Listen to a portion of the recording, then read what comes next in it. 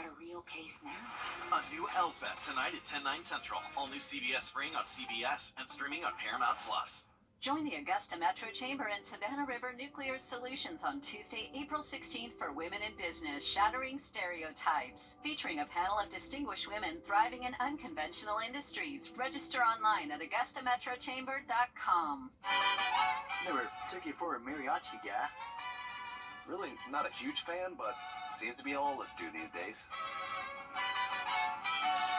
Are you 64.com? Who are you talking to? The Masters, this weekend on CBS. Every time you visit Parker's Kitchen. Live from Augusta, you're watching News 12 at 6 o'clock.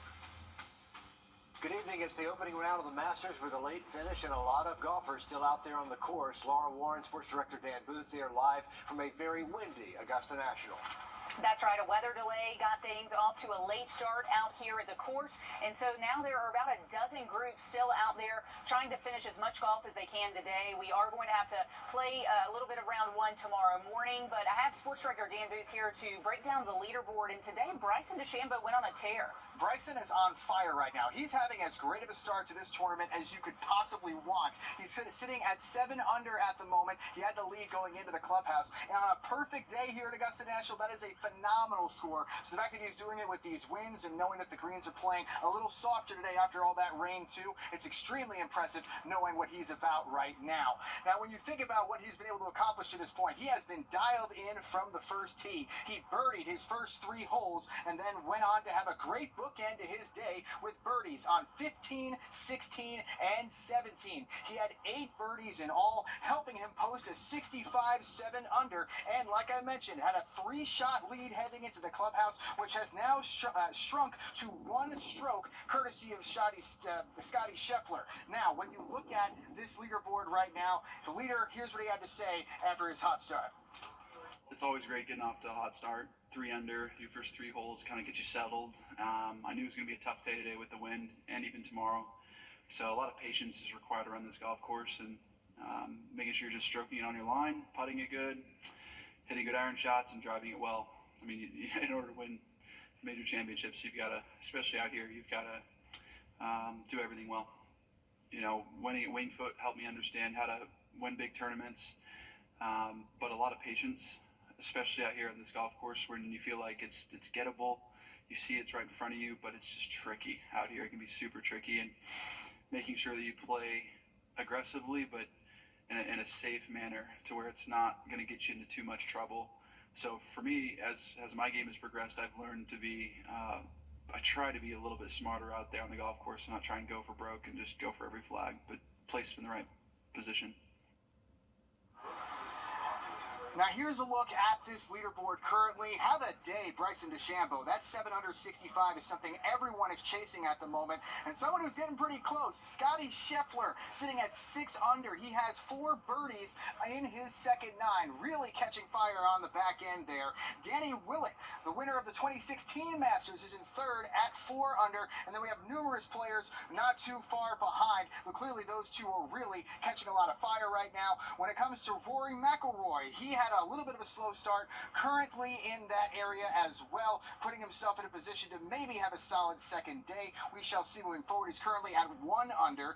Now we have, in addition to that, we also have Tiger Woods, who didn't tee off too long ago. He's on 7. He is even. We're not sure if he's going to be able to finish his whole round today, but if he does have to pick up tomorrow, once again, still trying to see if he can get the job done and continue his consecutive cuts made streak. Laura, just so much we've seen from these golfers today, their ability to go out there in these conditions and really have a solid day, especially when you talk about everything that they're dealing with. And Scotty, yeah, that's incredible. And Bryson scores incredible too, but he had a little bit of an earlier tee time. Yeah. Scotty was dealing with some of these peak winds, so very, very impressive out there today. But Riley, I am not confident in a ton of low scores because you say this wind is really not getting ready to let up anytime soon. Unfortunately not, Laura. We are expecting just as windy of an afternoon heading into tomorrow, so continuing to be a factor out there for round 2 on Friday. The good news is we do look dry for round 2, 3, and 4 all the way into the weekend. Here's a current look at our radar network where there's one tiny little shower up towards the Thurman Dam, but other than that, most of us are currently dry. The thing is, we still have the main cold front still to push through, so that's why we're still very windy out there this afternoon and why that wind is going to continue to be a factor over the next 24 hours. How about this? Our current wind gusts right now in Augusta up to 35 with a sustained wind at 24 miles per hour. So it is very windy out there here around town in most of the region as this front pushes through. If you're stepping out this evening, wind is going to stay breezy even into tonight and cannot rule out maybe there's a stray shower between 8 and 10 p.m. as that main front does finally push through the region. But as we head into tonight, we're clearing out our skies, sunshine in store for our Friday, and just looking at a very windy afternoon tomorrow. Much more on the rest of the weekend's forecast in just about 10 minutes. All right, thanks, Riley. After a rocky start this morning with that weather delay, the sun did come out, and patrons got a little bit of a breakout here, but mid-afternoon, those gusts started ripping through those pines, made for a very tough day to play golf.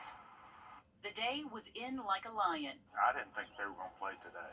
Back things up and kind of jam things up because of that. The sun came out and things took a brief turn to lamb. We've got really fortunate that the weather turned out like it did. But the afternoon ended with a tiger roar. Whoa!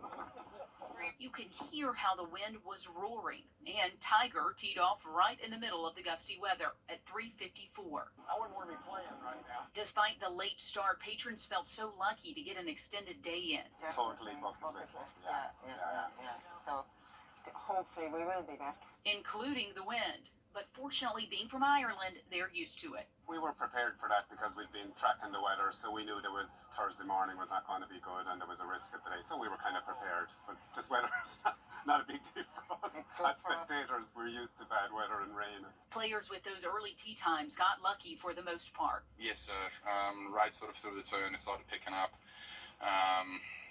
12 was again one that was really strange. It's supposed to be a bit in out the left, and I mean, I've watched this tournament, you know, how many times as a kid, and you hear about how it swells. It's only my third time playing, and I definitely experienced it there. It wasn't supposed to go that long, so.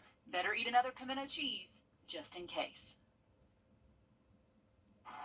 And we saw some wild things out here today. Players would mark their balls and then place them, and you would just see them start rolling. The rules committee would come over, and then we also saw, who was it? Taylor Moore, his drive went into the grandstand. So, yeah, just a tough day to have a late afternoon team time for a lot of these guys. But it was a pretty good day with that late start to get the hottest item out here. It was a good day to get in line and get a gnome. We saw a lot of very happy people who got their hands on the hottest item out here. They only put out a certain number a day. You have to be there first thing in the morning. It is one per patron. Sometimes they don't even put them on the shelves. They just hand them to the patrons as they walk in the door. And you better be here early for this collector's item. I saw everyone get one of these, and so I kind of wanted one. I think a lot of people were trying to get here early to put chairs out too. So we figured maybe they're going to do that, and we can run to the gift shop and see if some gnomes are available. When I went to go get it, it was like the last one on the shelf, and so I just grabbed it, and now they're out of stock. So. It is supply and demand at its greatest. The fewer they put out, the more everyone wants them. So it's just a great lesson in economics out here, Richard. Somehow the gnome is a big hit. We just never saw that coming, but year after year, it's always about the gnome at Augusta National. Laura Warren on a windy day out there. We all have people on our list who wants one. Okay, big strides happening to grow the game of golf right here in Augusta. The Patch becoming a focal point for future leaders in golf management to learn and develop those skills with schools like Augusta Tech hosting classes there. So what is this program going to look like? Nick Veland joins us live from the Augusta Municipal Golf Course. We call it the Patch to explain. Yeah, the Augusta National Chairman said that the golf course behind me has unlimited potential. And come 2025, the Patch is going to get remodeled to become a world-class golf facility for golfers and golf management. From the swirling wind, the air travel above, welcome to the Patch. Augusta Tech President Dr. Jermaine Worrell is working with Augusta National to transform the game of golf on the Augusta Municipal Golf Course, aka the Patch. and make this course in a league of their own. A place that other communities can say, you know what, how can we do that in our community? And so we want this to be something that other places want to emulate. It's a partnership with Augusta National alongside First Tee of Augusta to help grow the game for kids, to then help employees with students learning golf management at Augusta Tech, with soon-to-be classrooms alongside the course with new specialized classes. Caddy classes, and so we're really looking at a full umbrella of program offerings to also include culinary arts and hospitality and tourism. Because even with golf growing, the hiring pool is trying to get out of the bunker. And it's gone up tremendously, over 200% around the world. But one of the things that has not gone up is talent, the workforce to actually support that infrastructure. Augusta Tech knows being a partner with Augusta National will bring up enrollment in the program. It's a big deal to Augusta National to do what's right for this community.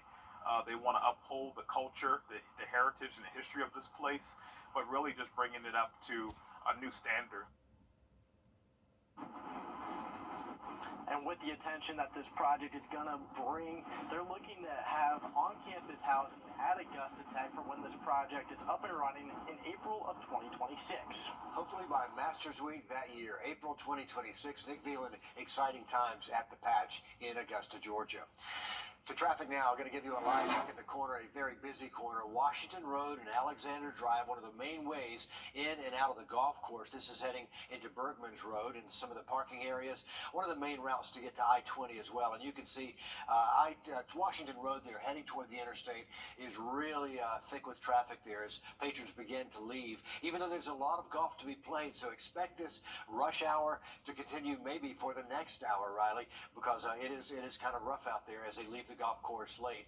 So if you're heading that way, use caution. Watch out for those patrons on those crosswalks, especially as the sun sets. Quick heads up for you, North Augusta Public Safety and the Belvedere Fire Department on the scene of this car fire. This is Highway 25, the Edgefield Highway near I-520. That's the Palmetto Parkway. And this is that burnt vehicle that caused all the commotion over that way. All northbound lanes have been shut down as crews work to clear that area. So know that as well if you're around that part of our area in North Augusta near Exit 5. We have much more ahead here on News 12 at 6 o'clock. We're live over at Camp Jane. This is Top Golf in Augusta, benefiting First Tee of Augusta. Riley, perfect night for that. Great night out there. Just hold on to those placemats on the tables outside. It is going to stay windy tonight. We actually had a gust over 50 in Barnwell earlier today. Have a look at how long this wind sticks around just after the break. Time and Temp, brought to you by your First Alert weather team. This is not you. You did. Mark your calendars for the 2024 Sacred Heart Garden Tour, April 26th and 27th. See some of Augusta's most beautiful gardens to benefit the city's most beautiful historic landmark. For tickets and more information, go to sacredheartaugusta.org. You might have missed this earlier, but that strong wave of overnight storms actually brought down some trees across our area. This is video from Wire Road, Aiken County. A tree actually split and then fell on top of a power pole over there, and it was a lot of work to clear up that area. Burke and Sardis also saw some minor damage over that way as well. Going to give you a live look outside now from one of our cameras. This is the Savannah River over on the South Carolina side, looking at the Augusta area and downtown Augusta. Riley, it turned out to be a picture-perfect afternoon, aside from the wind, which the golfers are having to deal with right now. Absolutely, Richard. You can see a lot of blue sky out there, so a big dry slot of air just moved in behind all those earlier storms in the morning, and we've really actually seen a decent afternoon despite all the wind out there. Take a look at this. So this is our max wind gusts over the last 24 hours. This morning between 6 and 8 a.m. we had what's called a wake low event. So this was actually non-thunderstorm winds that we saw form behind the main band of precipitation. We did see a gust up to 53 in Barnwell, 41 up in Washington and Wilkes County, and even for us here in town, we did see a gust up to 40. And even just about an hour ago, we had a gust up to 39 at Bush Field. So we are still very gusty out there from Sandersville to Augusta. Those gusts are anywhere from 30 to 35 and still seeing a sustained wind over 20 here in Augusta. So definitely breezy enough. Knock around those high profile vehicles on the roadways. So if you're going to be commuting around town, just make sure you're giving those semis plenty of room on the roads. Wind advisory will be allowed to expire after 8 p.m., but it's just going to be replaced by a lake wind advisory That will stay in effect until 8 p.m. tomorrow, so still very windy heading into our Friday. Here's a current look at our radar network, where we do have dry scans for most of the CSRA, but this is what's going to be pushing towards us as we do get later into this evening. So doesn't look like much, but I wouldn't be surprised if maybe a few spots do see a raindrop or two. I would imagine between 8 and 10. Doesn't look like there's going to be much to it. As we head into the overnight, we will clear out our skies. Temps will feel a little bit cooler tomorrow morning, at least about 10 degrees cooler than what we felt like earlier today, so it may not be a bad idea to have a light jacket with you. And then into the afternoon, our high temperatures will be below average, upper 60s to low 70s. And remember, it's Friday afternoon, that wind does pick up, gusting anywhere from 30 to 35 again tomorrow. Heading into the weekend is when that wind does start to slacken up some. We'll see a cooler start in the 40s Saturday early into the day, and then those afternoon highs hitting the mid-70s and looking to be even nicer by Sunday. Here's our planner over the next couple of days. So wind is really the main factor for tomorrow. Plenty of sunshine Saturday, and that northwest wind Saturday will be between 10 to 15. So not completely calm, just not as windy as what we've seen over the past 24 hours. So here's a look at it. Moving ahead to tomorrow, west wind early into the day. Not too bad. It's really going to be after lunchtime that the wind becomes much more noticeable across the area. And so we will see these gusts top out near 35 again for tomorrow. And then our weekend outlook here in Augusta. Sunday, we could actually hit the mid-80s, one of the warmer days we've seen so far this year. And then we only get warmer pushing ahead to next week. How about this? By next Thursday, it could feel a little bit like summertime, with highs getting close to 90. Well, maybe watching the pros inspires you to pick up a club, and if you look closely there, that is Top Golf, and you can see the bays are full. Folks are getting their swings in this afternoon, and that's not all. Camp Janus is happening now. It's a live look at all the fun. The summer camp golf experience is for parents and kids. It's just one of the ways you can help support the next generation of golf here in Augusta. Hallie Turner shares how even if you aren't from our area, you still have time to make an impact before you leave. You don't have to live in Augusta to leave a lasting impact on the next generation of golf.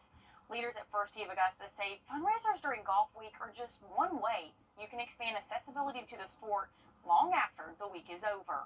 The greens may be quiet at First Tee Augusta, but this week their mission continues to make the noise in the community through more than just music. The reason we do our fundraisers, Wrdw, things like that, is so that we can offset the cost for the people who need it most. Jill Brown says there's one goal: to help children across the CSRA continue to play the game they love without the hefty price tag. Now, our service area is Richmond, Columbia, Burke, and McDuffie counties. Generally speaking, families in Richmond and Columbia counties can get to us pretty easily. The challenge is for those families in McDuffie and Burke counties. So we are really working to make inroads in those communities. And they need your help to expanding their home base in other counties. For $15, you can take a swing to play it forward. But to have everybody come out and experience just playing our course at 6 holes of golf, an hour and 15 minutes, hour and a half, they can use it as an entertainment venue, and all of the funds go to First Tee. And down the line, Jill says she has no doubt expansion will be a hole-in-one. Everybody knows this is home base.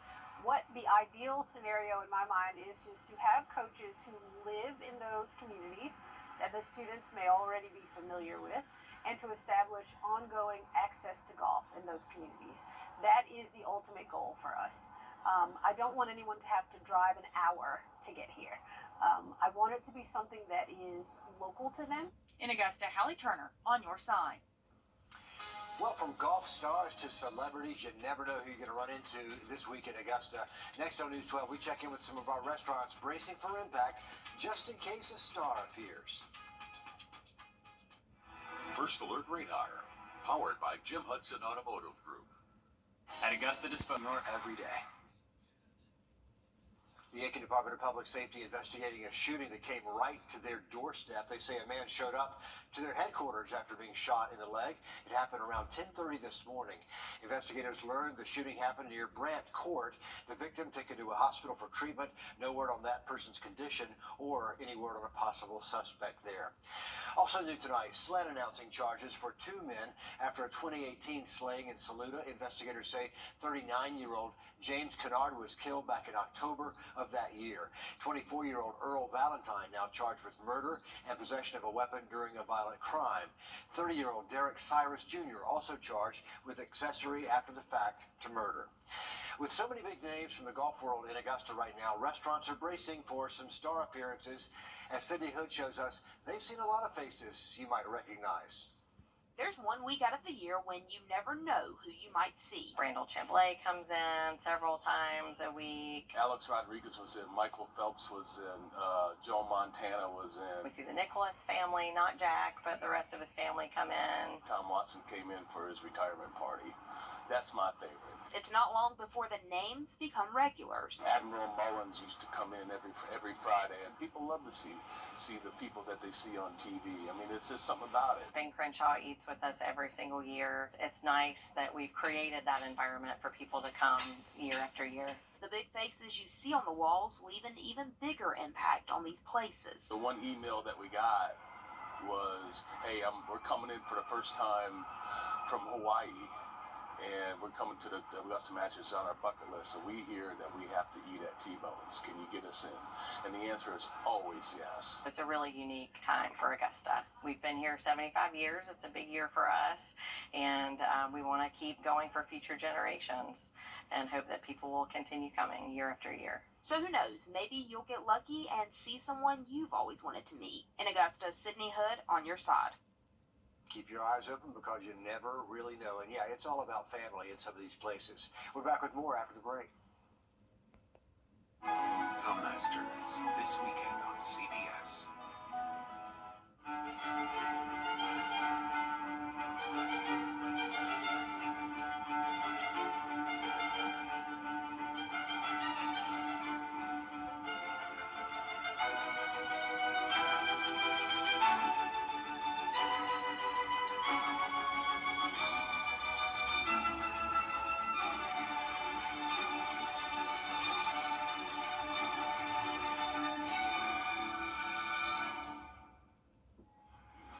Family-owned business from Augusta, Georgia.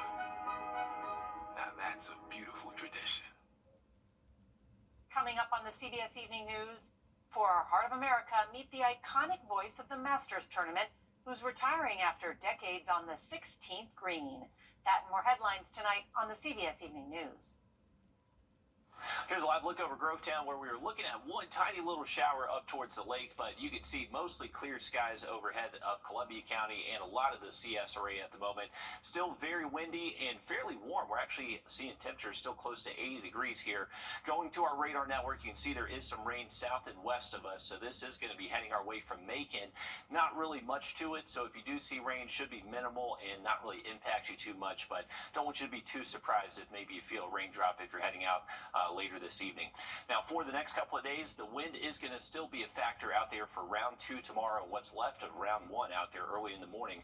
Temps by tomorrow afternoon should top out into the low 70s, so a little bit below average, but feeling great. And then Saturday and Sunday, we should see a calmer wind out there, and temperatures will start to feel a little bit warmer. So beautiful weekend forecast, thankfully, here in Augusta. Once again, the next week, temperatures stay warm, mid-80s until we get the upper 80s by next Thursday. Our next live update comes at 7 o'clock, the top of the hour, over on 26 News with more live coverage from the Masters and Augusta National. Hope to see you there.